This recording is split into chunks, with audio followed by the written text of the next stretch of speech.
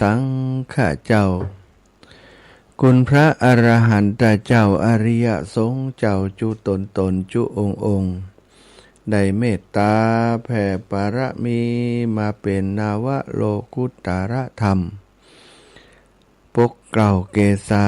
ปกห่มรักษาครูบาอาจารย์พระมหาเถระพระเถรานุเถระเปื้อนสหธรรมิกสหพรหมจารีทุกรูปทุกองค์ปกห่มรักษาศรัทธาสาธุชนคนดีโยมป่อโยมแม่โยมพี่โยมน้องตั้งหลายติดตามรับฟังรายการสารธรรมยามเช้าในโครงการเสียงธรรมแสงอรุณตั้งสถานีวิทยุในเครือข่ายสายบุญของคลื่นสีขาวเพื่อชาวประชาซึ่งออกอากาศจากวัดปากตังเจริญอำเภอดอยหล่อจังหวัดเชียงใหม่ส่งไปยังเครือข่ายสถานีของคลื่นสีขาวที่เชื่อมสัญญาณรับสัญญาณออกอากาศพร้อมกันในขณะนี้อยู่หลายๆสถานีก็ต้องขอขอบคุณผู้อำนวยการเจ้าของสถานีผู้จัดการสถานีเจ้าหน้าที่สถานีผู้มีส่วนเกี่ยวข้องในสถานีนั้นๆที่ออกอากาศอยู่หลายๆสถานีก็ต้องขอขอบคุณผู้อำนวยการเจ้าของสถานีผู้จัดการสถานีเจ้าหน้าที่สถานีผู้มีส่วนเกี่ยวข้องในสถานีนั้นๆที่ออกอากาศอยู่ขณะนี้ทุกสถานีขอความสุขความสัสดีจงมีแก่ศรัทธาสาธุชนคนดีโยมพ่อโยมแม่วิทยุลุไปหลายเครื่องแล้วนะ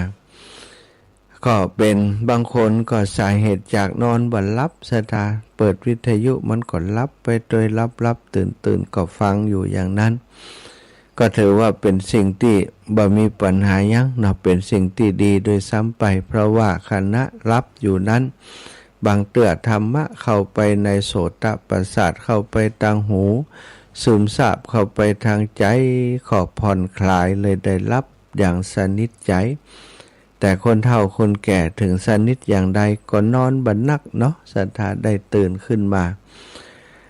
เจริญปอนกับศรัทธาญาติโยมติเข้ามาติดตามทาง Facebook ไลฟ์ทาง YouTube ติวัดไฟเห็นเปิ้นได้ตัดต่อเอาไปลงใน YouTube อีกช่องทางหนึ่งโยมแม่ครูเกษณีชัยเทพโยมแม่บุญเรืองชัยเงินพี่น้องจากอำเภอฝางและอีกหลายท่านหลายคนที่กำลังเข้ามาติดตามอยู่ในคณะนี้เนาะวันนี้ศรัทธาญาติโยมอาจจะแปลกเสียงไปแต่ว่าก็พระอาจารย์สมชาติวันจันทร์ก็แม่นวันอังคารก็แม่นวันพุธแถมแล้วกานะวันจันทร์อาตมาตื่นมาจัดรายการนะตีสามถึงตีสี่เพราะว่ามาเช็คพอแล้วบางสถานีก็บ่ฮับเนื่องจากว่าตังท่านอาจารย์พระครูอภิวัฒนวิกรมลืมตื่นบ่ได้เกาะสัญญาณไปออกสถานีอื่นๆมีแต่ของวัดบรรพตกับของคลื่นสีของคลื่นสีขาวเนาะวัดบรรพตนี่บ่ออกกลางของมันของวัดฝ่ายหิน นึกเมินตาวัดฝ่ายหินออกสถานีเดียวอาตมาก็พอแล้ววันนั้นก็เหนื่อยต้อยเลยบอกว่าเอาละอาตมาจะพักแล้วถึงตีสี่เนาะพักผ่อนไปบัดได้จัดต่อแล้วก็วันอังคารท่านอาจารย์ก็บอกว่าอันชดเชยเนอะวันจันทร์ผมลืมตื่นท่านมาหาเข้าวันอังคารเฮ้ยจิมตะวันนี่หันแหมแล้วสถาตีสามถึงตีห้าขอนิมนต์แตนตุลุงกำเนอตุลุงรู้สึกว่าสุขภาพบ่โอเคนะก็เลยว่าพอจะได้ก็ฮือแตนกำพอจะได้ก็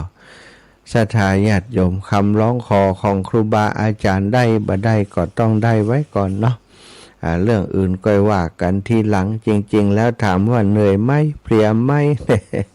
แต่ว่านี่นักหนาสาหัสเนาะแต่ว่านี่ก็คืองานของหลวงปู่พระครูปฏิพันธ์ธรรมทินก็เหมือนงานตัวเก่าเพราะไปเป็นแรงงานให้กับหลวงปู่นะไปดูแลนู่นนั่นนี่ตึงเรื่องของโรงทานตึงเรื่องของงานด้านศาสนพิธีนะพิธีกรรมพิธีการต่างๆประคับประคองช่วยเหลือครูบาอาจารย์ท่านอาจารย์พระครูชลทานพิทักษ์ซึ่งก็ไปเป็นเจ้าพิธีช่วยดูแลนู่นนั่นนี่ตัวกันนะคนก็มามุทิตาบางคนก็มาร่วมกิจกรรมต่างๆแต่คือส่วนใหญ่นั่นก็ไปมุทิตาหลวงปู่นั่นแหละเนาะก็เลยได้ทำงานช่วยกันกิจกรรมในครั้งนี้นะบัดได้พักตั้งแต่เจ้ามาเลยแต่ว่านี้ออกรายการไปแล้วก็ไปเตรียมเพลพัดปัดกวาดสถานที่ให้เรียบร้อยเป็นขั้นตอนสุดท้ายเพราะว่าใกล้งานแล้วก็ถึงเวลา7 โมง 8 โมงนะก็มีสถานทยอยกันเข้ามาฝรั่งบางค่านะคนเจพีอีกกันเนาะคุณเจพีกับปาญาติธรรมมาทำบุญนะเปิ่นมาประชุมเกี่ยวกับเรื่องการส่งเสริมให้คนลดละเลิกจากการดื่มเครื่องดื่มแอลกอฮอล์เพราะคุณเจพีนี่เมื่อก่อนนี่ดื่มเหล้าเยอะนะดื่มเหล้ามาตลอดมาอยู่เมืองไทยร่วม30-40 ปีแล้วนะก็ได้มาทำกิจกรรมโครงการนี้แล้วก็ชีวิตเปิ่นดีขึ้นนะอายุ80ปลายแล้วยังดูหนุ่มหน้าหนุ่มหน้าตาสดใสมีออร่าก็เลยได้เปิ่นมาทำบุญหั่นเนาะก็เลยได้อูจากันนะสถาหลายอย่างนะหลายเรื่องหลายเล่าจนปุ๊บจนแล้วงานตะวันนี้นะจนแล้วงานก็คือประมาณเที่ยงปลายเสร็จงานปิดสถานีถ่ายทอดสดเรียบร้อยก็ได้เก็บข้าวเก็บของออกเดินทางด้วยจะต้องมีภารกิจต่อมาเป็นเจ้าภาพงานศพต่อแหมแต่คืนเนาะ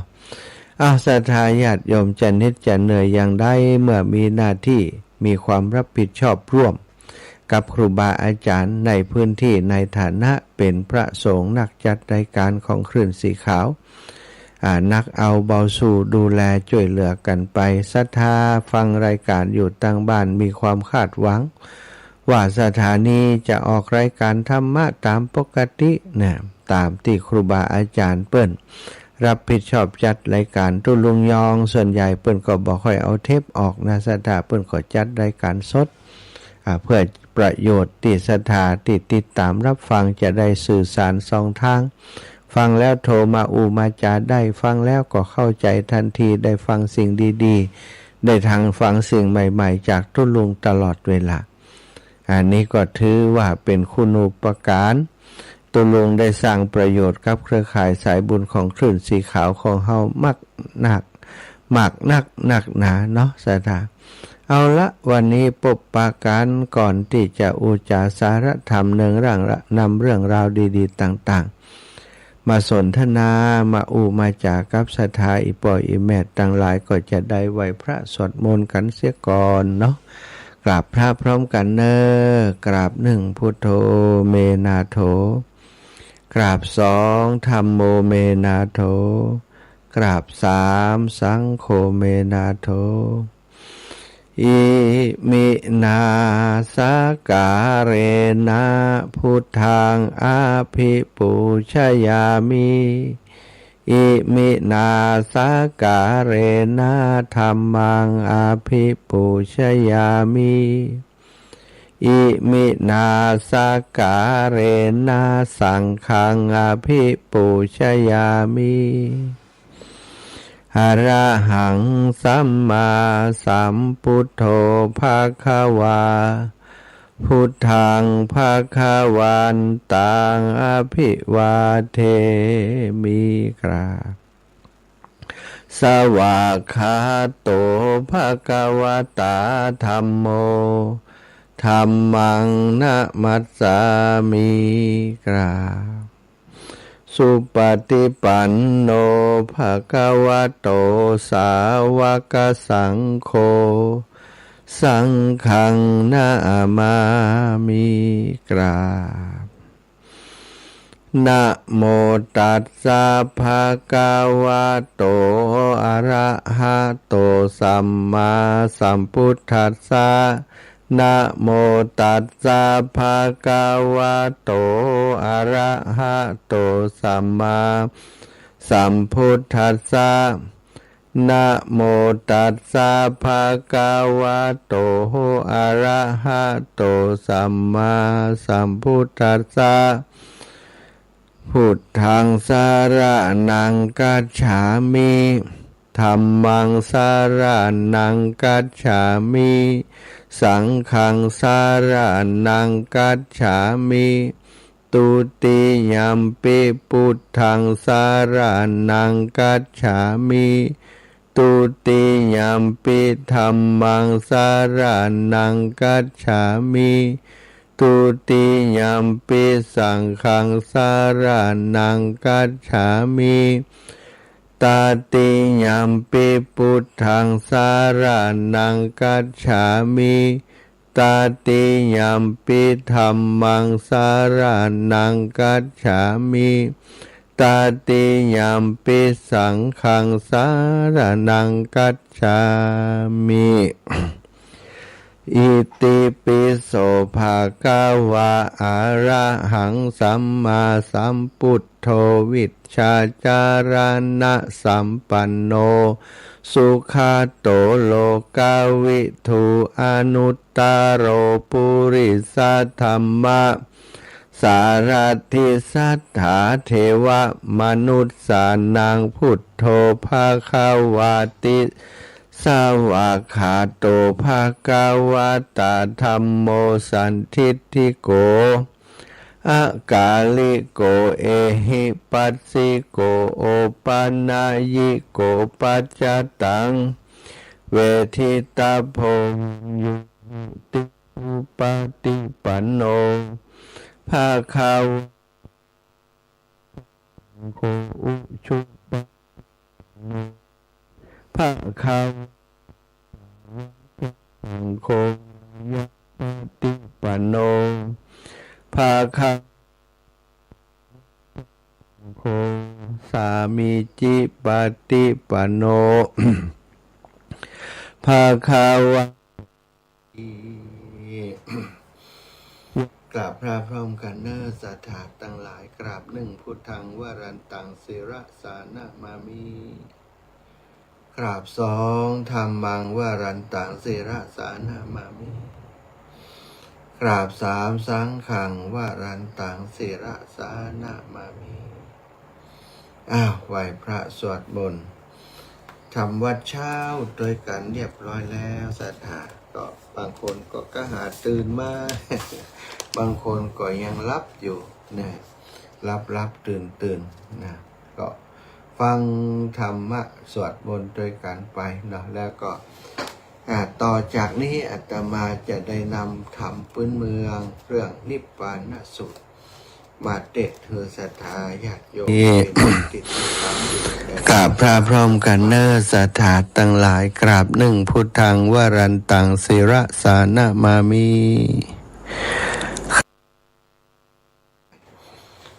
เปิ่นทำเปิ่นพิมพ์ทำเป็นกลับมาเนาะมีตึงมาลัยโพธิ์โลกมีตึงทำมหาวิบากนะมีตึงทำกรรมวาจาวิปันสูตรไล่อย่างนะเขาท่าดีเนาะก็เลยได้เอามาเตะเธอศรัทธาญาติโยมในฟังในเจ้าวันนี้เนอะนะโมตัสสะภะคะวะโตอะระหะโตสัมมาสัมพุทธัสสะเอวัมเม เมสุตังเอกังสะมายังภะกะวาสาวัตถิยังเววิหาราติเจตวะเนอานาตาปินดิกัสสะอาราเมอาทะโควาสิโนมะนุสสาสาคากามิโนโหตุสัทธะโวดุราสัพปุริสาตังหลายอิตังสุตังอันวาสุตอันนี้ชื่อว่านิพพานะสูตรอันมหาอานันตเถระเจ้าหากได้สดับตรับฟังมาจากคามุคาทะวาราคะอุแก้วแห่งตนผ่านแผ่วสัพปัญโยแล้วก็มาสำแดงแก่มหากาสาปเถระเจ้าเมื่อเข้าสู่พระจุมนุมสังฆา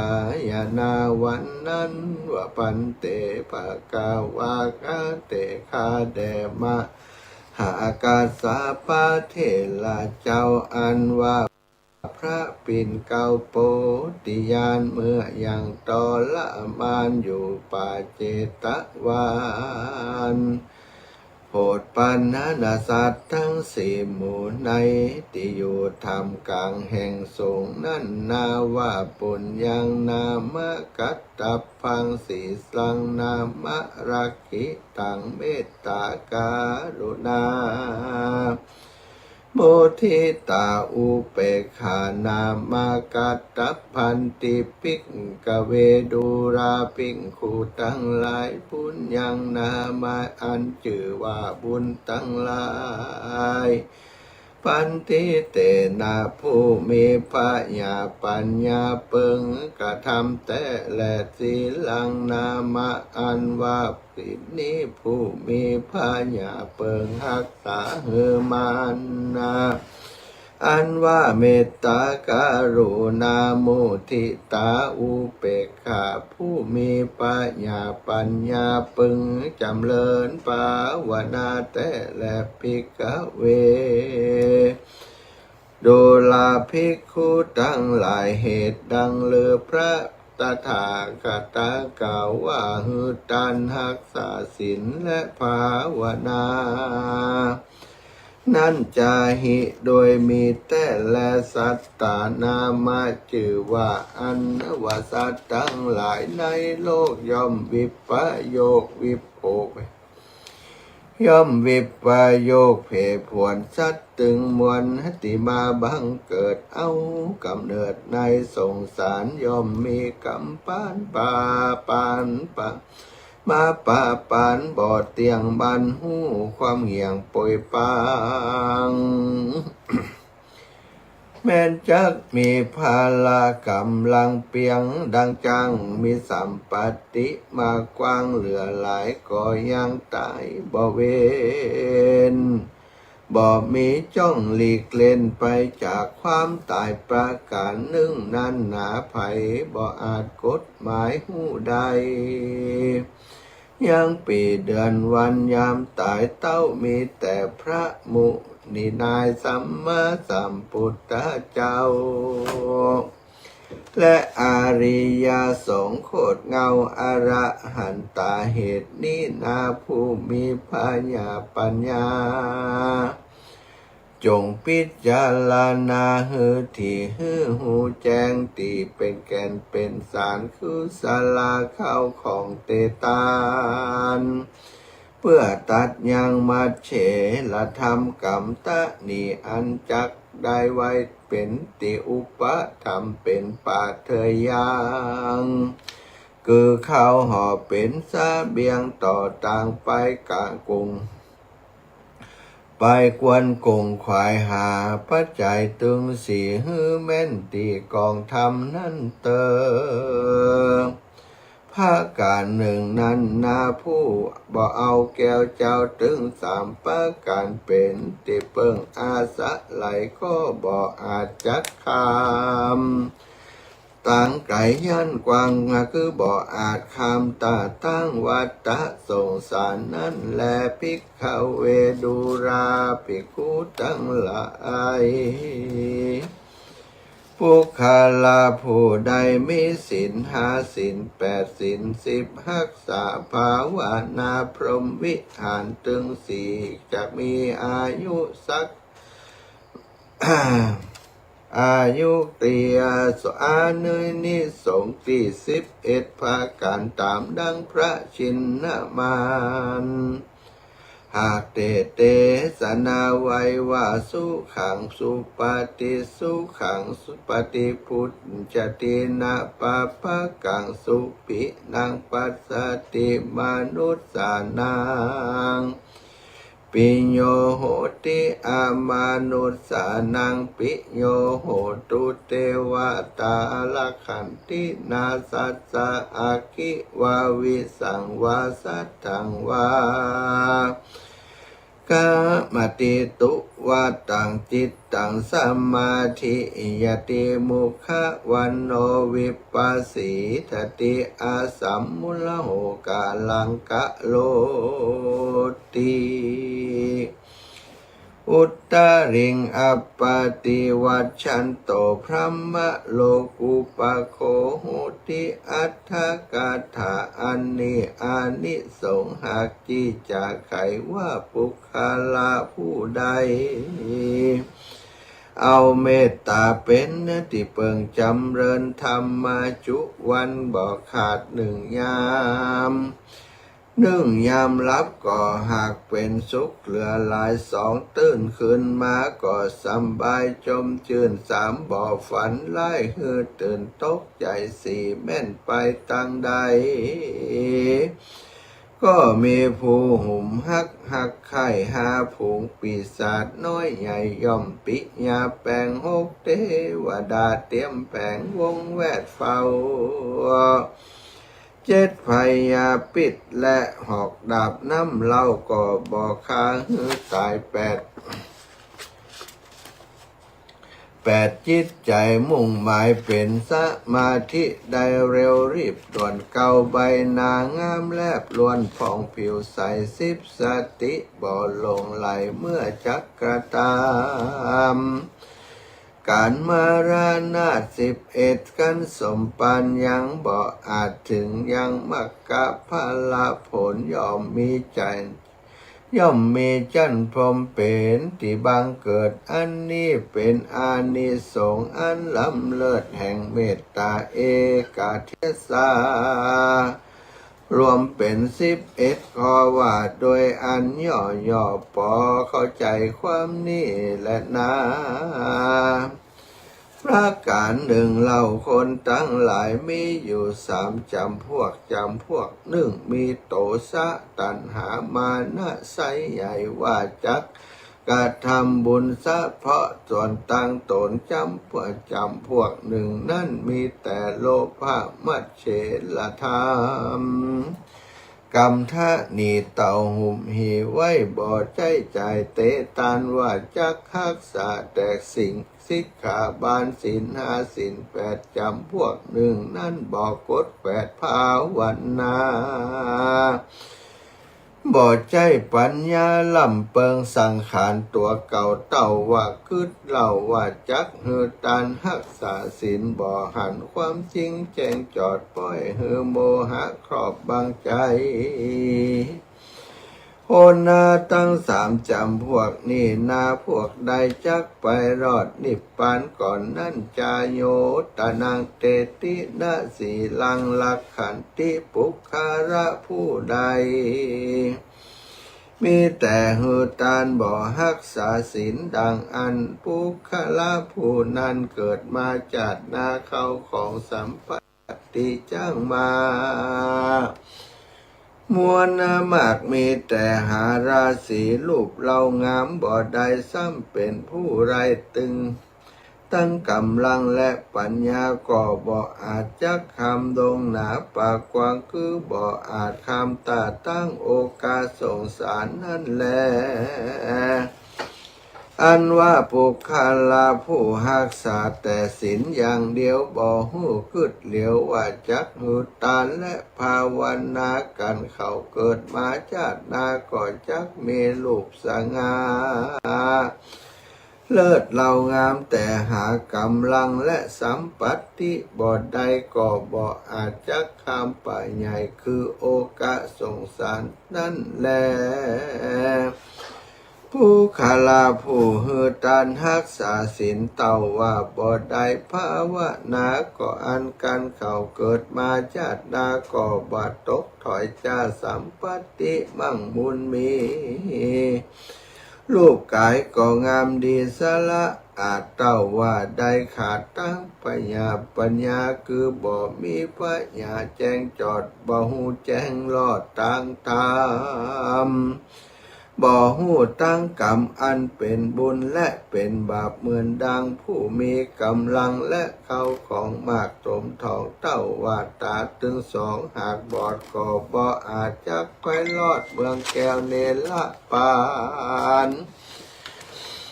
ภิกขเวดุราภิกขุทั้งหลายปุคคละยิ่งใจผู้มีปัญญาภาธนาใครถึงสุขสามประการคือมีศรัทธาหารเป็นข้อเก่าเชื่อใจในเชื่อใสในคุณแก้วเจ้าถึงสามพระการศีลังรักรักษาศีลห้าศีลแปดตามตำนองสุตะมันสดับรับฟังอย่างคำสอนของนักปราชญ์เจ้าพระการหนึ่งเล่าผู้จักรักษาศีล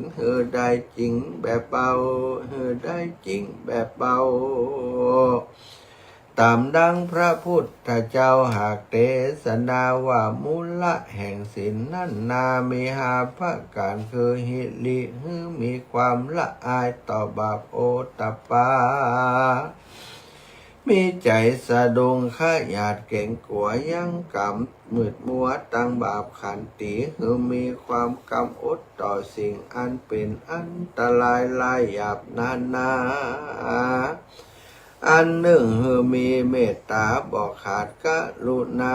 มีใจมุตตูคุณาต่อสัตว์อันทรมานลำบากได้พ้นจากต่างทรมานผู้ใดมีธรรมหาภาการสันนิสินก็จักมีลากเงามันเตียงบ่บิดเบี่ยงเฟ้นไหวผู้นั้นก็จักมีสินใสอยู่กับตัวนั่นแลภิกขเวดุลาภิกขุทั้งหลายปุคคลาผู้บ่หูลักษณะแห่งการตานรักษาศีลและภาวนาหันเปิ้นตาลเต้าก่อนนับตาลไปบ่ขาดล่างเตื้อก็บ่อาจได้ถึงสุขแต่ดิลีเป็นดังมหาเศรษฐีผัวเมียมีเข้าของ18 โกฏนับว่าเป็นจกมั่งมุนมีแต่ใดกระทำบ่ดีเมื่อยามหนุ่มยามผู้เป็นเมียนั่นมีใจขุนโดยลาคะตัณหาใดกระทำกาเมสุมิจฉาจาราเล่นจู้กับใจอื่นส่วนว่าใจผู้ผัวนั้นมีใจบ่จื่นตั้งธรรมได้โลภเอาฝอยเงินคำผู้อื่นตีกล้าขายก็กับตนมาอันหนึ่งก็ได้ขาดเมตตาขานกเกี่ยวน้อยเอาเลือดนกน้อยมาผสมยาการสองขาได้จุติมาลนากราภาคือได้ไปเสวยวิบากเป็นเปรตทวิสัยหาเสื้อผ้าโภชนาอาหารจักนุ่งจักใส่บ่และบัวละโภคบ่ได้เต้าว่ามีลูกสองยิ่งได้สืบแต่นเฮือนถึงค่ำเล่าค่ำลามาเยือนมารอดบ่แม่อันเป็นเพศก็มาบอกให้ลูกตึงสองถึงตนอันใดตะลงยังกองวิบากว่าอดกันอยากอาหารอาสาไหลอยู่ในสุสานปัจจาบ่มีเสื้อผ้าปกห่มกายาขอฮือสองขาดทิดาพ่อแม่ฮือตานอุทิศบุญแผ่ไปหาพ่องเตอ ตีนั้นถึงสองพี่น้องก็มาชกใจเข้าของเป็นตานไปใจก็ยังบ่ได้ไปฮับส่วนบุญตานนางกุมาลีถึงสองพี่น้องก็ปากันละจากห้องเกหาไปไว้ไปสาพระพุทธเจ้าก็ถามยังกรรมวิบากแห่งพ่อของเจ้าถึงสองที่นั้นพระสัมมาสัมพุทธเจ้าหูแจ้งทัดตองอติตาจัดก็เทศนาไขวิบากแห่งเศรษฐีบอกเฮอแก่นางกุมาลีถึงสองเป็นดังเก่าแล้วแต่ห้องปังหลังนั้นนาแล้วก็เทศนาธรรมอันจักเฮอปนยังกรรมวิบากเฮอแก่นางกุมาลีถึงสองว่าเฮอไปหาผู้จับทองขีดแต้มเขียนยังทำนิพพานนสูตรเป็นตาแล้วอุติสะบุญบานไปหาพ่อแม่ก็จักเป็นบุญแก่จากพ้นจากทุกข์แก่อันเป็นเปตวิสัยอนันต์จะแลปุณติวาเสตกวันลนมารอดนางถึงสองก็ได้ไปพระกอบหายังวัตถุปัจจัยพร้อมโดยธรรมดวงใสจืดนิพพานนสูตรถวายเป็นตาลแล้วอุทิศบุญสารไปยังปิตามารดาผู้เป็นเปรตก็ลวดได้พ้นจากเขตเปตวิสัยได้กลับมากายไปเกิดในจันทร์ฟ้าเลิศเมืองสวรรค์ก็มีวันนั้นแลตูมเหพระวันตาตั้นทั้งหลายมวลหมู่อันมาสดับอยู่ฟังธรรมก็เป็นบุญพลกรรมอันประเสริฐปาให้เกิดสัตสดีแม่นอุปาสกะอุปาสิกาทั้งหลายมีใจฝ่ายจมจืนเอาธรรมนิพพานนาสูตรนี้มายืนยอดตานไปหาผู้อนิจจการไปนาก็เป็นบุญอันแก่กาเฮอได้พ้นจากทางทุกข์ยากแต่ดีหลีดังเสร็จเป็นดังเศรษฐีสองผัวเมียนั่นแลเทศนาวาสาเนสาธิกาธรรมเทศนาปะโหโสตาปฏิภลาทินิปาปุนิงสุในเมื่อแล้วยังพระธรรมเทศนาอันมีชื่อว่านิพพานสูตรดวงประเสริฐก็บังเกิดยังพลาผลแห่งธรรมอันมากนักแก่บริษัททั้งหลายถึงแสนถึงสี่หมู่พร้อมหน้าอยู่ฟังธรรมพ่องก็ได้ถึงธรรมวิเศษมีพระเปตว่าโสตาสกติกาตากาอนาคาตาอะระหันตาตาบนสมปานแห่งตนกันได้กาตาที่การหอมยางหอมยับมาแต่ก่อนก็มีวันนั้นแลนิพพานสูตรนิติตังขียาสังวันนายังนิพพานสูตรก็บังคมสมเลพอดีจับเวลา3:45 นาทีสตาอยากโยมจบลงไปแล้วก็เป็นธรรมที่เปิดนิยมเอามาเทศในงานศพก็ดีหรือว่าในช่วงของการทำหาพิตายก็ดีนี่เปิดก็นิยมเทศธรรมนี้นิสงประโยชน์ของธรรมผูกนี้เนาะสทายาติโยมเปิ่นบอกว่าถ้าเอาตาลไปหาผิดตายตาลไปหาคนติดตายไปแล้วไปเกิดเป็นเพศไปก็ตามได้ขีดได้แต้มสมัยก่อนเปิ่นขีดแต้มแล้วประเดี๋ยวนี้ไปซื้อไปหาปุจจาเอาที่เปิ่นพิมพ์แล้วมาถวายวัดวาอารามต่างๆตาลไปให้ป่อให้แม่ปุพพกาลีทั้งหลายเปิ่นก็จะได้เป็นบุญอานิสงส์ส่งให้เปิ่นได้พ้นจะอยากพรากติดทุกข์ใดในธรรมนี้ก็ได้บอกอานิสงส์อานิสงส์ของการ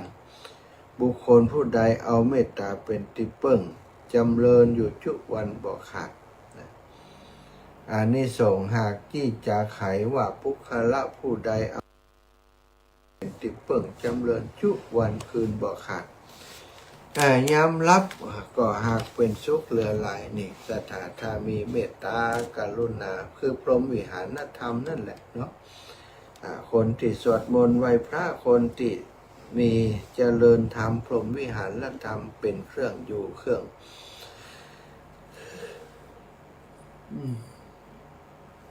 ในการดำเนินชีวิตนะยามรับก็เป็นสุขเหลือหลายยามตื่นขึ้นมาก็สบายจมชื่น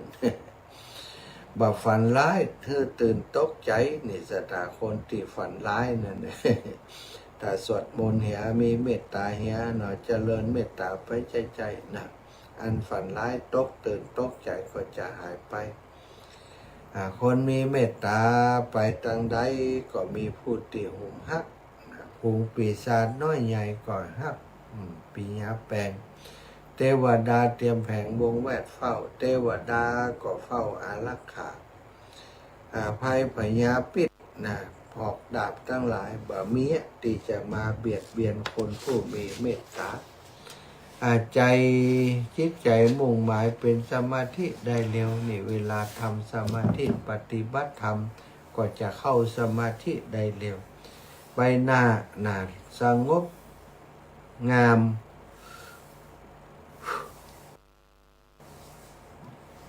ผ่องใสเนี่ยแล้วก็สติบำรุงไหลเมื่อกระทำการตาย11การส่งปานยังบ่อาจถึงยังมรรคผลนิพพานก็จะไปเกิดในชั้นพรหมอันนี้คือเนื้อหาสาระแล้วก็ในธรรมพวกนี้บอกว่าบุญกุศลยิ่งใหญ่จะเกิดขึ้นได้จากการให้ทานการรักษาศีล5ศีล8ศีล10อันนี้สำคัญศรัทธาญาติโยมเอาละเปิดสายให้ศรัทธาลองพอวัดไฟตื่นเจ้ามาพ่องพี่น้องตั้งใดที่ไหนตั้งใดไฟตื่นเจ้ามาแล้วก็ฟังธรรมเตี่ยตามมาได้แสดงไว้เมื่อสักครู่นี้ลองโทรมามาจาสนทนาแลกเปลี่ยนกันคนเทศกับลูดจะงีบจะรับไปติ๊กนะไปนี่กันเนอะศรัทธาญาติโยมก็มันเจ้าเนาะและอีกอย่างนั้นระหว่างวันก็เหน็ดเหนื่อยจากการทำงานอิดอาละเหมือนกันอย่างใดก็ตามมีเวลาได้รับมอบหมายมาก็ต้องปฏิบัติหน้าที่ทำหน้าที่ในการนำธรรมะมาแสดงมาอุจากับศรัทธารับผิดชอบเวลาในช่วงนี้แทนครูบาอาจารย์ที่เปิ่นได้มอบหมายมาเปิ่นได้มอบหมายภาระธุระมาช่วยดูแลรายการให้หน่อยก็ต้องดูแลให้หน่อยเอาศรัทธาญาติโยมอีป่ออีแม่ทั้งหลายที่ฟังรายการอยู่ในขณะนี้นะฟังอยู่ที่ไหนตั้งใดก็ดูโทรมาแล้วโทรมาแล้ว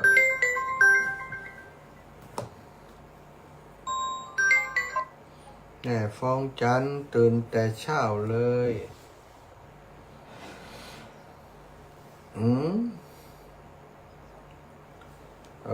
เดี๋ยวก่อนเนอะแม่สมใจเดี๋ยวก่อนกับอีแม่กะกับดีกะจ้ะสาธุจ้าแม่แม่สงเงียมพี่น้องแจโฮมแล้วนี่บ้านสันนี่แม่สงเงียมรับแล้วฟังถึงวันแหละไม่ได้ไปบ่อนจอมพอกำก้าวันนั้นแต่ว่านี่ก็ไก่หน้าบ้านนี่แม่ไก่แต่ว่า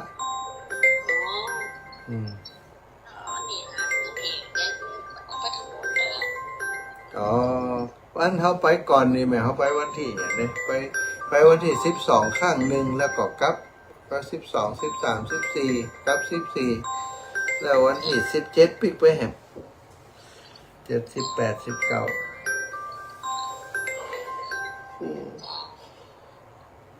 สาธุนะแม่นะบุญรักษาขอบคุณแม่เสงี่ยมจะตัวเจ้าต้องลองต้องแต่งต้องลองต้องแต่งตะเกียบหายแม่สมใจปีบ้านใหม่ตื่นจัดเจ้าตะกิมตันหับกำนะแม่เนอะ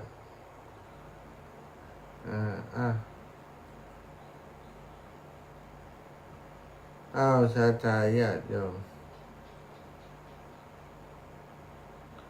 เอาสาธาญาติโยม0808844173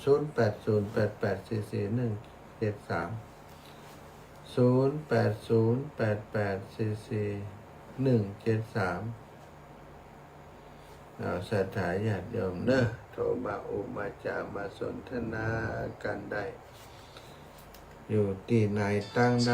ตะกี้นี่มีลำปางไปนักเนาะลำปางไหม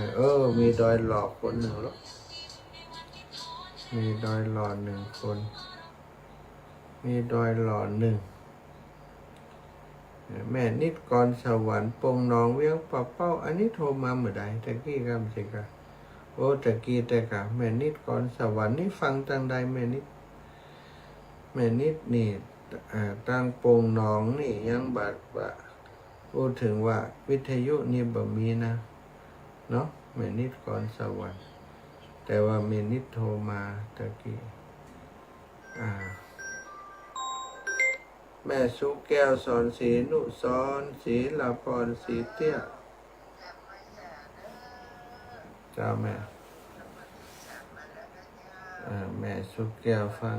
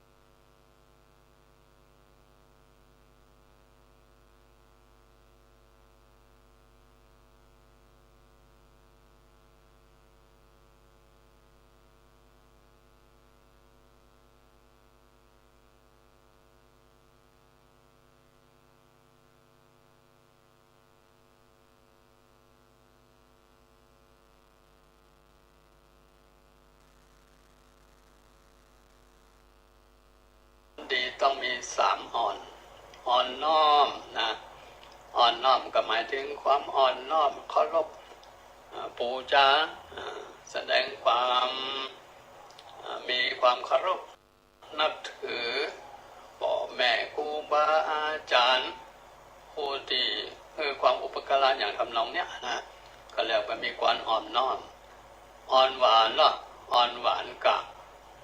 เป็นคนพูดจาปราศัยสนทนาทักทายในรูปลักษณ์ที่ใช้ภาษาทำให้คนที่ได้ยินได้ฟังก็เกิดความชอบหรือสร้างความมีเสน่ห์มีความเสน่ห์อันนี้ก็เหมือนนะหลวงปู่น้อยนั่นเองนะเขาว่าหลวงปู่น้อยนี่อูจาวานพระปู่อุดมนี่บัตรได้นะก็ว่ากันไปการมาตรการเด้อที่อยู่อันพระธาตุดอยจำพอหลายผู้หลายท่านที่ไปช่วยงานของหลวงปู่ตุลุงดอยนะพระปู่ปฏิภาณธรรมทินวันพรุ่งนี้จะเป็นวันที่19นะเป็นวันทำบุญวันเกิดของเปิ้นเนาะหลวงปู่แดงก็ไปนอนแหมแก้มมือท่านมหาสมชาติท่านพระครูปริยัติหรือท่านพระมหาเสาแก้วหลายผู้หลายท่านตรงนั้นนะอาตมาจำชื่อบอกใครได้แต่หันหน้าแล้วก็ใจละคน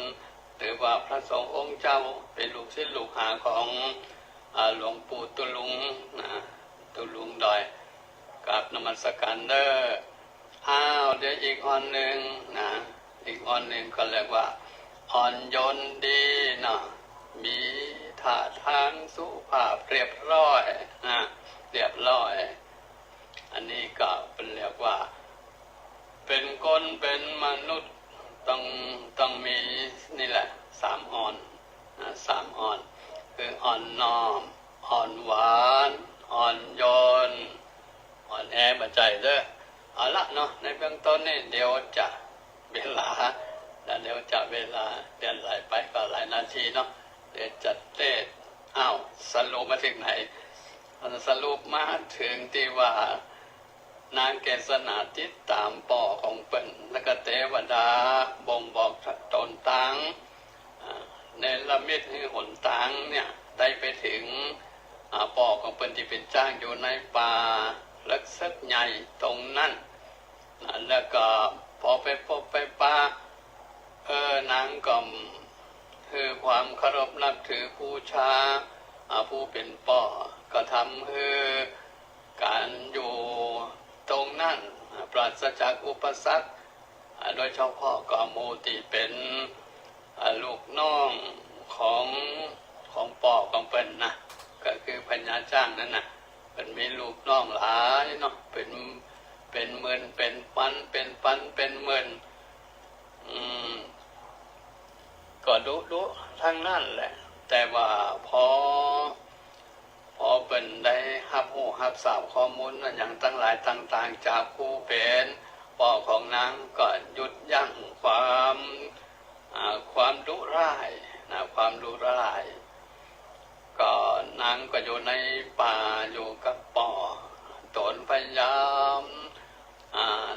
ปฏิบัติปัดปูขี้เหนียวอันยังดังหลายต่างๆก่อนนั่นก็บ่มีไผมาทำความสะอาดทำให้เป็นที่อยู่พักพิงอาศัยของหมู่จ้างซึ่งมีป่อตัวเป็นพญาอยู่ตรงนั้นก็เกิดความปออกปอใจชอบอกชอบใจที่ว่านางได้ยังก้าวเข้าไปตรงนั้นแล้วบ่ได้นิ่งนอนใจประพฤติปฏิบัติปฏิบัติอย่างตั้งหลายต่างๆก็บ่ได้ละสวดโมโกห้องก็ได้รับคำแนะนำมาจากครูเป็นแม่ก็ซึมซับตรงนั้นมานะนางก็ทำอยู่อย่างเนี้ยเป็นกิจวัตรการทำมือเป็นที่หันอกหันใจเนาะหันอกหันใจโดยเฉพาะผู้เป็นจ้างเป็นป่อเป็นราชานั่นแหละก็มาคิดว่า ตั้งแต่นางเกษณาเข้ามาอยู่นี่เนี่ยที่อยู่ที่อาศัยพักพิงของตัวเองก็ดี หรือว่าจ้างที่เป็นลูกน้องหนังทั้งหลายต่างๆก็ดูดีขึ้นนะทำดูแล้วมันสะอาดน่าอยู่น่าอยู่ แล้วก็เป็นก็มีความคิดสงสารผู้เป็นลูกของตนเองว่าต้องทำอย่างนี้เป็นประจำทุกวัน คนจะเหน็ดจะเหนื่อยในการงานก็จึงมาปรึกษาหารือกับลูกน้องของตนเองว่าจะอย่างใดจะทำอย่างใดแสดงออก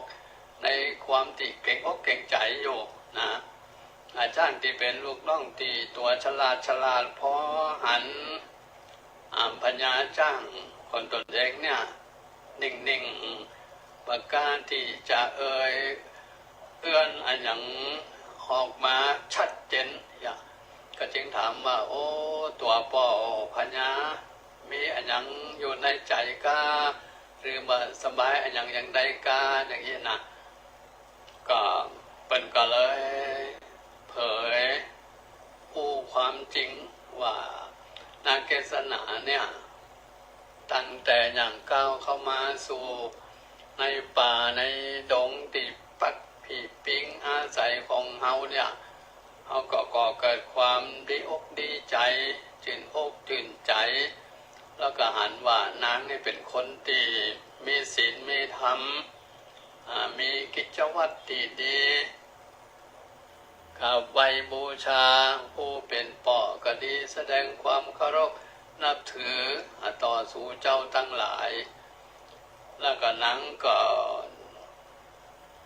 อยู่ก็บอกใครจะสบายนอนบนงามไม่กล้าดังยานะก็อยากจะให้นางได้อยู่ดีมีสุขก็คิดใครที่จะสร้างมันจะสร้างจะแปลงปราสาทอะไรอย่างให้กับนางคิดอยู่อย่างเนี้ยแต่ก็จะบอกว่าจะไปอย่างรอดได้อย่างไรนะคิดอยู่อย่างนี้หมู่ลูกน้องทั้งหลายก็หันอกหันใจเนาะหันอกหันใจเมื่อตันจะเนี่ยปัญจะ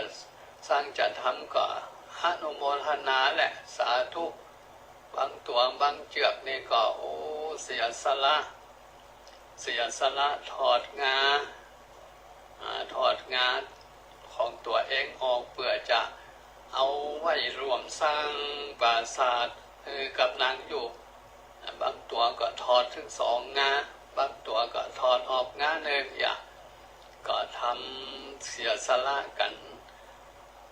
พร้อมกันนั่นตัวท่านเป็นปัญญาท่านก็มีความเลือกความคิดว่าแค่นี้ถ้าจะหาคนที่ว่าจะมาสร้างเป็นศาลาแปลงโน่นแปลงนี่เนี่ยอุปกรณ์อย่างทั้งหลายต่างๆที่จะมาทำเป็นมุ้ยเป็นเซลเป็นเมฆเป็นผ้าอย่างนี้ก็บ่มีอย่างใด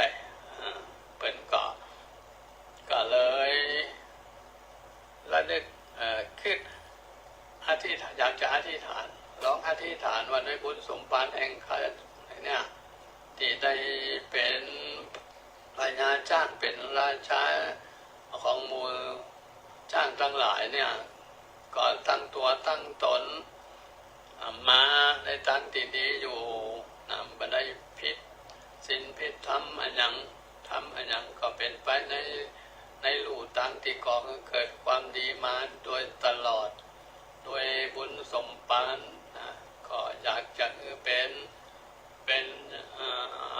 และเป็นเขาเรียกว่าติดตามนะสิ่งทั้งหลายทั้งปวงทั้งหลายเหล่านั้นช่วยช่วยหนุนสิ่งที่ต้องการปรารถนาเนี่ยแปลงภาษาได้รับความสำเร็จกับนางเกษณาลูกนันสาวของเปิ้ลเนาะได้รับความสำเร็จก็อธิษฐานไปเนาะสิ่งทั้งหลายที่ประสงค์อยากจะมันจะมี ก็เกิดขึ้นนะโดยฉับพลันทันด่วนเหมือนกับว่าเนรมิตมีขึ้นเกิดขึ้นนอกจากนั้นยังทำอาสน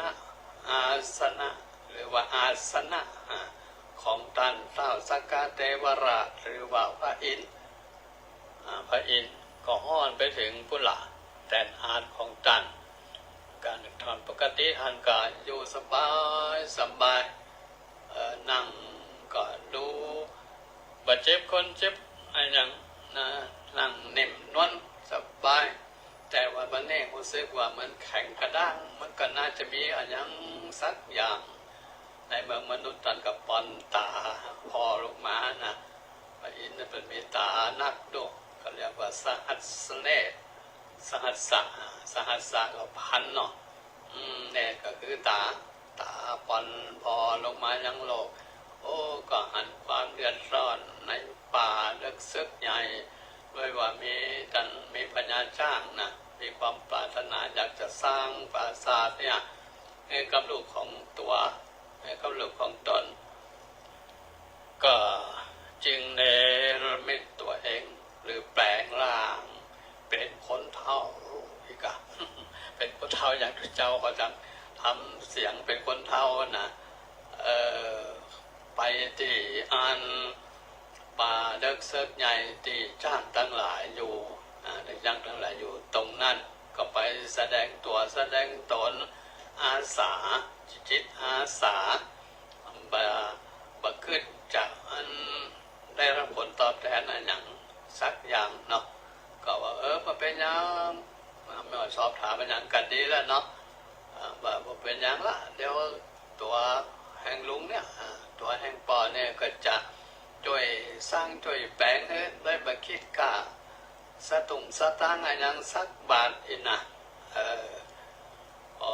เป็นรับปากอย่างนั้นเนาะกันก็ในละมิตตามสักกะเทวราชดูนะสามารถที่จะในละมิตอันอย่างได้ฉับพลันทันด่วนเอาเป็นว่าในละมิตปราสาทขึ้นหลังหนึ่งเป็นที่เรียบร้อยมาหัวกี่จังนะสูงอีเตอร์นะอยากแก่คนธรรมดาบ่มีบุญญาบารมีนี่ก็อยากที่จะขึ้นไปตรงนั้นได้นะจากนั้นตรงนั้นได้ก็เมื่อเรียบร้อยนางก็อธิษฐานนางเกษณาเมื่อใจว่าแล้วปั๊บจะกระโดดวิ่งขึ้นไปได้ง่ายๆคนบ่มีบุญนี่ก็ขึ้นมาได้นะนางเกษณาเนี่ยเขามีบุญอยู่อดีตชาติเขาต้องสร้างสิ่งที่ดีที่งามนะมีศีลมีธรรมเป็นพื้นมาแล้วก็อธิษฐานตัวว่าถ้าข้าพระเจ้าเนี่ยมีบุญสมปานบารมีแก่กล้าในอันที่จะได้พักพิงอาศัยอยู่ในปราสาทหลังงามนี่ก็ขอเกิดมีบันไดไต่ขึ้นนะจะเป็นบันไดเงินบันไดทองก็ตรงนั้นเป็นกบันไดว่านะเป็นบันไดก็เป็นไปตามความประสงค์ของนางที่อธิษฐานก็ขึ้นมาอยู่ในความสุขความสำราญ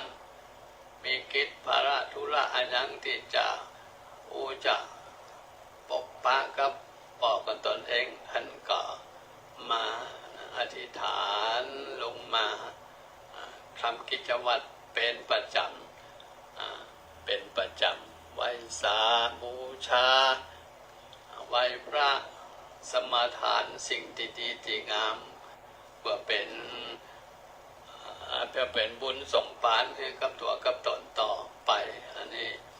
ก็อยู่ตรงนั้นเมื่อนานนักหนาแล้วนะเมื่อนานนักหนาปานเนาะก็เรื่องราวมันก็ปนเปลี่ยนอยู่กับเรื่องของนางเกษณางานจ้างที่อยู่กับปอที่อยู่ในป่าในดงนั่นนะเอาต่อไปเราฟังผูกตีพกต่อไปว่าจะว่าอย่างใดจะคือหน้าคืบคานไปอย่างใดนะก็ฟังกันเวลาตอนนี้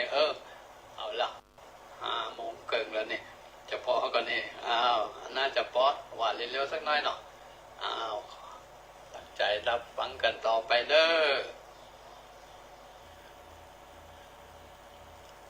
นะโมอันตังสัมปังกาวันโต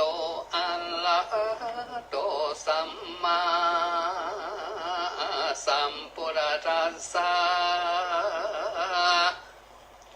ลำดำธรรมมาเตสันนาเทงกันตัวนาหงพระจิงอาโยงกาถาเป็นเห็นเพื่อจังเตระเตสันนาว่าอินตานิอาลันจำปุนตังวัจเนงดังนี้เป็นต้นบันนิอาแดนเตในกาลนั้น เจ้าปีตังตุนปอจิงเข้าต่อผู้ตังว่าดูอลันเจ้าลูกฮักแก้มปองลูกน้อยนอสายใจยังว่าจังไปในดงไฟยับประความอันเต็มมาไปโดยแลนจางและเสือมีตังอัศสดีทิ้งตัวใหญ่อย่ามันจางกับเอาลุงแก้วไปกินเจ้านันตะเส้นก็คอยจูนใจทวนศิลาวาไลตีปะยังก็อดบ่ได้จริงเก่าแก่เจ้านอทายรานจะพุทธวังดูลานเจ้าลูกฮักแก้มปองลูกน้อยนอใส่ใจพี่ว่าเจ้าจะไปเล่นในดงไฟติดต่อไว้หน้าลองโดดลอดงนางบัดเนียปองอนุอาญาตวางปล่อยให้ลูกน้อยควางไปผ้ายังก็ปงอาจจะไปป่าว่าพร้อมจัวดาวนั้นนามมีสุปันตะเสนาเป็นดีจังจุงอลิตันมาปันตั้งเสนาหันวันมากเอาห้องดับและปืนไฟจะเข้าไปในป่ากวางกับลูกพระเจ้าจ้างตนชื่อว่านันตะเสนและนาอันท่านายกังละนันสวนว่าสุปันตะเสนนามผู้ชาลานนาองค์อาดาโดยผู้หาจวงจริงนามันสากันนะครับไว้ปังเจ้านอนไทยนันตาเสนปาลิปนโผลออกจากภาคเวียงแก้วเดินไปปะหิมมาปานมีในที่ใดเจ้าก็เข้าไปในที่นั้นห่างทับไว้ที่ปางกว้างกังไพเจ้าก็อาจคัดดาบนาสาลีกันใจดำแก้วเสด็จขึ้นขี่มาสินตัววาลันเป็นมังกาลาหานกับตนเจ้าก็เข้าไปในทุ่งป่ากว้างอันเป็นนาทีอยู่แลนจ้างแลเสือมิงก็มีวันนาลาแลนนางปีกาเวดูลำปิงกุตังลายฟุงตังสินใสฟุงตาลงสินใสวิเศษส่วนอนาวันเทวะบุญตนหักษาเตนปางไม่หิมมาปันก็มาลำเปิงว่าเจ้านั้นตะเส้นก็มาหลอดที่นี่แล้วอย่างกลางกาลแก้วจางไปในจากป่าไปใส่ใจนอแก้วอันชื่อว่าเกศนาเพื่อว่าเป็นปุ่มปังกรรมปังกรอันจักหย่อน อนนากันนะจิงเน้นละเมลาเป็นกวางคำมามีตนอันงามวิเศษนาหกวิงอาเต้นไปมันเจ้าว่าก็เล็งตามพอดมีใจใครอะไรมากนักหนาจริงตียังมั่งแห่งตนหึงเข้าไปไกลแล้วว่าเก่าวันดูลามเปื้อนตั้งหลายเฮยงาสู่จุงไปละวังแวดล้อมมาตุกรรมมาอย่าหือมันดีแต่เนินส่วนนั้นวางกวางคำตัวนานาก่อนตาลีมาแดนต่อน้ำมาเจ้านันตะเสนเจ้าว่าก็เล็งมาเร็วริมมาตินทิพมาไล่เลยไปเหมือนจักยับกวางอะไรกันนะเข้าไปไกลก็สามาแลนเร็วปันเจ้าก็จักมั่งแล้วรีบเหมือนจักยับอะไรแต่ที่รีบมันนะก็ซ้ำหนีไปจอยเจ้าหนอน้อยก็ขี่มาไล่ตามไปและนานส่วนอนวังเสนานและมันไผก็บ่อาจจักโตเอใจล้วนนาละเจ้าไว้ไหลต้นเดียวในไปเขียวปากกว้างกว้างซ้ำขาหันเหมือนจักตัวตันเจ้าก็สัมพันธ์เร็วรีบเหมือนจักได้แก่งตัวมันกว้างก็ไปปันให้จอยหลับตาเจ้าหายไปแสงนานตั้งหลายมวนมุงเขาก็สอห่างกลัวพึกสั่งก็บอกหันเจ้าสักแห่งบางของก็แลนขึ้นต้นไม้พอเล็งก็ลงเลียงห่างก็จอยก็เปื่อนเต็มวันดังกังบังหัวเสียงบอกให้ได้ยินเสียงลงเลียงเปียใครคือเจ้าได้ปุ๊บนางเกณฑ์แก้วเกณฑ์สนางกวางคำตัวนั้นก็ซ้ำเจ้าหันบอกเจ้าหันแทบเล่ายะเหมือนจากเต้าตายจากเต้าตายเจ้าหันกวางหายใจสั่นก็ใส่ใจว่ามันหมดแหงก็ซ้ำติงมาแล่นไปกว้างเก่าเราก็หายไปเสียยังกังยังกังสันเตหะยุงบ่น้อยแก่เจ้าว่าหนุ่มน้อยอนันตเสนสุริโยอันนวบางอันที่นั่นก็ตกต่ำมาจากนั้นกายกรรมละบลอยไปแล้วส่วนกวางตัวนั้นก่อนล้วนกับหายไปในปังที่หันที่นานาเจ้าจักขึ้นมังก็บ่หูหนตางริมปนโยนทางก็พองบ่หันสักปนเจ้าก็ขี่มาแล่นไปมามีกรรมตุกาทรงเศร้าที่บ่ฟังคำพ่อเจ้าแห่งตนจริงจะกลงต่างในป่าบันนี้กูจังกะตำชันใดในดงนางปากกว้างอันเต็มไปโดยแหลนจ้างแหล่เสือสิงตั้งพิงกุมพันและยักษ์ให้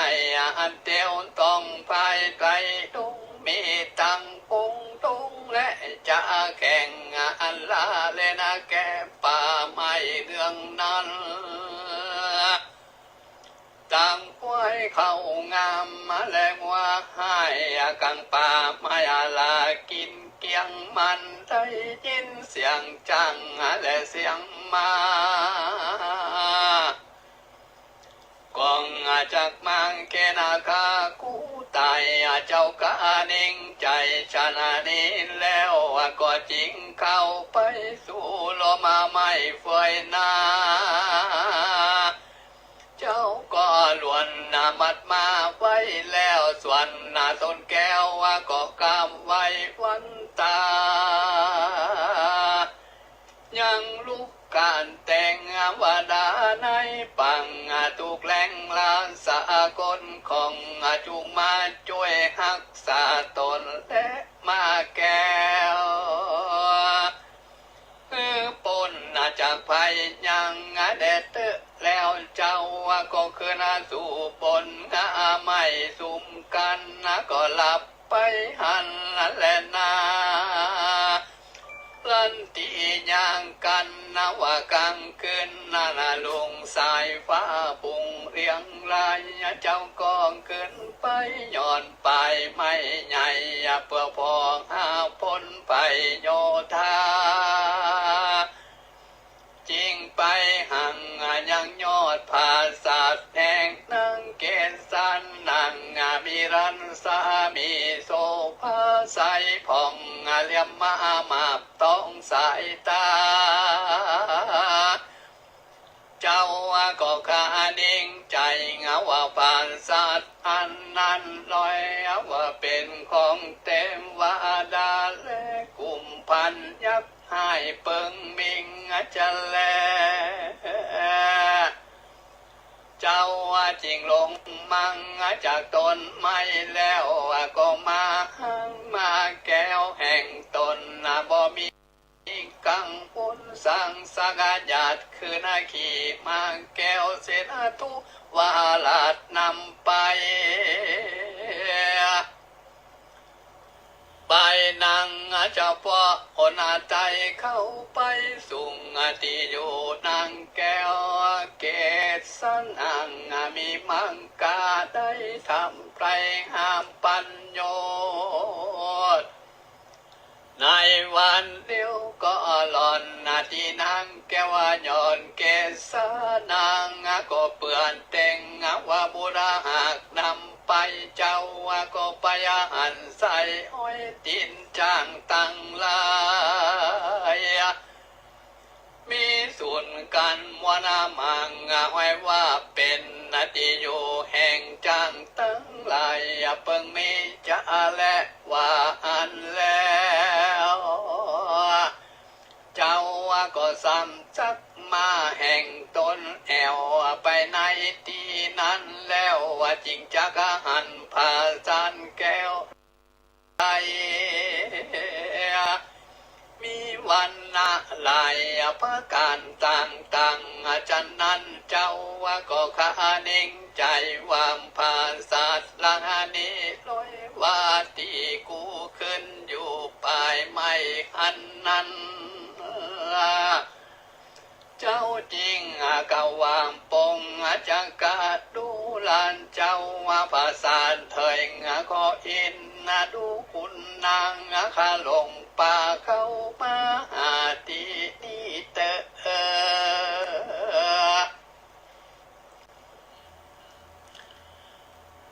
ข้างก็อยากนำใจของเจ้าแก่นไทยจุงปันกินพองเตอเจ้าก็กล่าวว่าฉันนี่อยู่ใจทนสามติงและเมื่อนั้นนางเกศแก้วเกศนางได้ยินเสียงจำอันนั้นเสียงจางอันนั้นตั้งกองกาเน่งใจว่าปุงกันละผู้ใดมาห้องต้องตั้งกายนางก็ไขประตูเบ่งจนหน้าป่อง ยือพร้อมไปมังจิงหันเจ้ากุมามันตนพันแผ่วอันมีตนหากเล่างามมาสมเจียงคันตั้มเลินพระเสดมากนักนางบ่มีภัยจังเปรียบเทียมใดเมื่อนานนางแก้วเกศนางจริงมีวานจานตั้งเก่าว่ามันว่าตนยุดยิงเจ้ากูลูกแต่ตีในมานั้นจาว่าอันดีนั้นเจ้านั้นตาเส้นได้ยินเสียงวานกำปังจะมวนผู้ปุ่นฟังจริงจางกับนางกูงามตนพาเสินเกิดมันแต่งภาษานแก้วอันงามกูปีลูกแต่เมืองไก่มาลอดจะแข่งห้องปาลานะสิ่งกูปิงมีใจมักไข่มาเล่นในป่าไม่หิมมาปานตั้งปังดีวันมวลมากโยธาหากลวงลายก็ลงตั้งมาบ่มีเปื่อนกูปิงก็อยากน้ำเลือดใจขอน้องจุงมีใจเพื่อแพงกูปิงได้กินพองแต่ตาลาเมื่อนานางนอแก้วเกศนางจริงเก่าว่าดูลานเจ้ามานาว่าผู้งามเลินประเสริฐกว่าคนละและเต็มวันดาตั้งหลายคดีก็เป็นคนผ่านอยู่ในป่าพร้อมกำโดยหัดทิ้งส่วนอนาวาน้ำกินและน้ำอาบมาบ่มีภัยหาบเอามาคือก็ขอสมังแก่เจ้ายังโศกเศร้ามองใจกูจุงหากินที่ห้วยเจ้ากุ้งจริงหากินที่ห้วยที่กังปะแควตุ้งเขียวปุ่นเตะที่นันพังปะรำมาปนที่อาสันเจ้าจริงจังกะว่าดูลาเจ้าน้องเนาหักปีเฮยงานว่าน้ำในป่าห้วยมันก็อยู่ที่ไกลอยากน้ำเหมือนใจจังขันขอน้องเนาจุงยาเตตันตีนานังเกณฑ์สันนังก็อดบ่ได้อินดูเจ้าหนอทายองคำจริงเอาพังดอกคำฉิกเป็นเชือกแก้วมัดกะอ้อมแก้วย่อนลงมังจริงเก่าวังการแด่เจ้ากูมันตนนุ่มเนาก็คำบุญเจ้าว่าบ่อ่านจักยืนหือกินเหตุว่าบุญค่านี้มีน้อยบอกวันถูกพระย้อนซอยผู้บ้านขอเจ้าจุงฮับเอาโดยพระการอันอื่นแต่ปืนภาษาเอาอินแดเตอกันว่านางเก่าฉันนี้แล้วปงอธิสันเจ้าก็จริงยืนมือไปก็มีวันนั้นแหละปงอธิสันโตสวนอนาวามปามปะละมะปงอธิสันเจ้ากันกินน้ำแล้วก็มีใจจุ่มจืนเย็นดิ่งเหตุว่าเป็นน้ำทิพย์อันวิเศษกันได้กินแล้วหากจืนเย็นใจนางจริงเก่าไปแถมเรา วังดูลาเจ้าตัวนาบุญใหญ่กว้างเจ้ามักไฟเหตุอันใดเข้าสู่ดงไปบาเตนกับมาตัววิเศษมงคลบารณีเจ้าได้กินน้ำตามมาไฟพระทรงแล้วก็ของการแก้วไปก่อนเตเนอดีนั่นพัมปันลมมาปนที่สันเจ้าจริงเก่าว่าดูลานังส่วนกูปีนี้ก็มีใจไฟอ้างตั้งพระเตนตั้งแดนไกลกับโยนทาลายมันมากเปื่อมาแอวหลังดงไผ่ยามนั้นยังมีกวางคำตัวพระเสนาอุกปิงเต้นไปมังกูปิงก็มีความส่งอยากได้จริงขี่มาไล่เดียวไว้กวางก็หายไปตั้งใดบอกว่าใดจริงลงเข้าป่าไม่ดงดำโยธาหันก็พัดพังบอกว่าจะจากกันไปไหนลอยว่าเต็มว่าดานตนวิเศษในราเมนาเป็ดกูปีได้หันยังใส่ใจน้องแก้วจริงเน่งละเมนาแล้วเป็นกวางปีก็หากได้มาพบนอเนากลางตุ้งในมนต้นป่ากวางนางปล่อยอยู่สร้างตนาเดียวดังเลือดนางปล่อยหืดไปเลี้ยวริมผากจากนี้ไปนั่นจ้ากุมปิงก็เป็นลูกพระจอมทันยศใหญ่อันโปกาห่มไพ่โบราณเสียกันว่าปนตีสันเจ้าเก่าแล้วนางโนแก้วก็กะนิ่งใจว่ามันนาวะผู้นี้ป่วยมังเก่าฉันนี้ซึ่งกูอันจังกูจังกะตำตาลิไปใจอย่าหึงเข้ามาไกลแก่ตนเฮาแต่นางจริงกะว่าดูลานเจ้ากุมารผู้ใจบามมาถือดำกาเข้ามาสุ่งในภัยเขานำปัดใจก็ได้กินอิ่มแล้วปล่อยว่าบอมไปไหนนี่จังที่นั่นฟังปละมาปงที่สันเจ้าได้ยินกำนางแก้วเกศนาใครว่าจังนี้จังไว้หน้าหล่อจำนี้บัดนี้กูจักแป่งกำนี้ลมเล่าบอดีไปไหนจักเอาใส่ใจไปเป็นเปื่อนป้องในภาษาห้องเฮาเดียวว่าดูอาลาน้องฮักปิงนางยามาเก่าจี้จำไปส่วน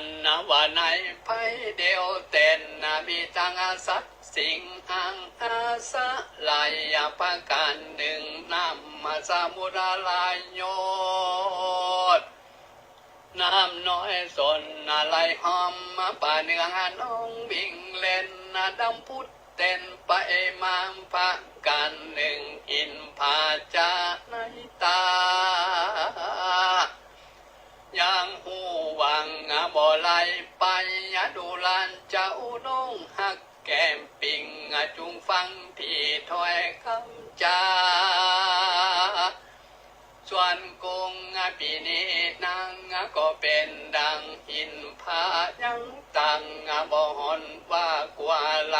นั้นและส่วนว่ากูปีนี้ ก็บ่ยินกว่าสั่งสักหน่อยงาเหตุบาดได้หันนังนาโดยอาศัยใจภัยยะอนาใดก็บอกมาฮอดอันสร้างย้อนปังละมิงและนางสุริอโยอันวามพาติดก็ตกต่ำหลับโดยไปแล้วเจ้าย้อนซอยก็จริงเก่ากำงามว่าดูลาตั้งใส่ใจเฮ้ยน้องฮักปิงบัดนี้ก็มืดคำจนตาก็อังสาลายนอนในปราสาทแก้วอันงามเลือดแล้วต้นตังเด็ดตีนานาทั้งนอแก้วเกศนากองขาดิ้งใจว่าเจ้ามันนะว่าผู้นี้กันว่าหากเป็นปัญนะมาก่อนละบ่งปอนใดไก่กังก่อนกูไก่กำต่อมมาฮือเจ้ามาฉันดีแล้วว่าจริงเก่าวังคังแด่เจ้ากูตนใจบุญกันนะว่าเจ้ายังมีคุณอันวิเศษจูบแจงเป็ดตั้งสามธรรมะทะขึ้นได้หกแต่งผู้นี้แต่ใดถึงบนจุงมาพากดแก่ขานั่งอยู่ท่ากงหันนิเตกันนะว่านางเก่าฉันนี้แล้วส่วนอันวามพระปุงที่สันเจ้าก่อนตั้งกรรมอันที่ท่านกรรมวันเต็งว่าเต็งดูลาเจ้าเต็มว่าดาลายมวนมัวอักสามปังนี่อดีลิงก็มาเป็นพยัญสังขีโดยปัลลามีอันขาดได้สร้างเป็นกูควันแก่นางงามโดยโบราณนั้นจันปังก่อนนาบ่พอนาใดไกลกลางของช่วยยกกันตังกะแก้วและตวงคาขึ้นสุ่มผ่านสารไปพ้นแดนเตอตีนานาเต็งว่าดานทั้งหลายก็มาโยกเท้าตีนมังแห่งบนดิสันเจ้าขึ้นสุ่มผ่านสารไปบนนั้นก็มีปังนั้นแลนะนินทิตังขิยาสังวันนาวิเศษเจ้าหงเห็นเกศนาจางพวงตวนหกกองบังกลมสมาเล็ดสังละเดนแล้วเต่านี้ก่อนแล้วเป็นอันว่าทำเกศนางาจ้างพวกที่หกนี่ก็จบลงเนาะโดยรีบๆของฟังหน่อยตอนปลายนี่นะก็ยังเหลืออยู่สัก4-5 บรรทัดก็จะจบเก่งว่าเวลาจะไปอันคัดกับเปิ้ล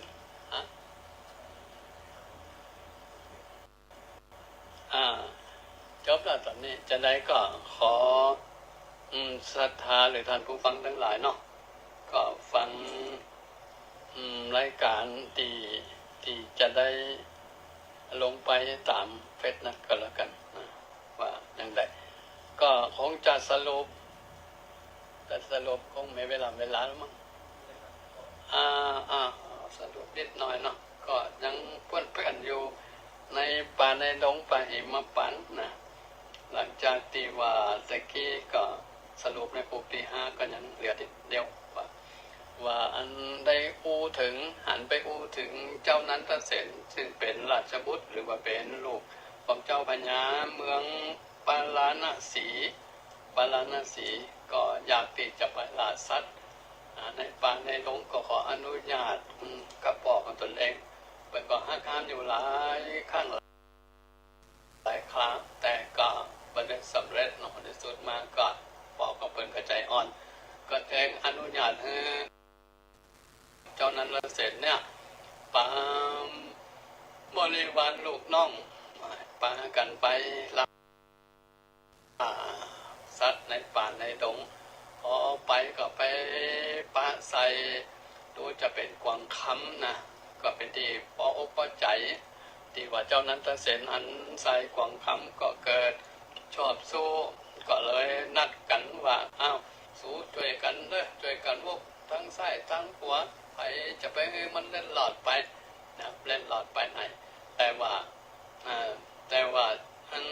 กวางคำนั่นก็มาคงไม่ใช่กวางคำธรรมดาแหละเป็นกวางคำที่ได้ถูกเนรมิตแปลงกายมาจากเทวดาต้องการให้เจ้านั้นเสร็จเนี่ยจะไปพบไปป้ากับนางเกษณาที่อยู่ในป่ามะเหมปานอันเป็นป่าดงดำเป็นป่าดักสดใหญ่เนาะก็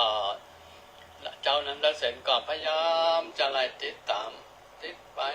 ปไกลๆเหมือนจะจับได้ยับได้นะแต่ว่าอันกวางคำ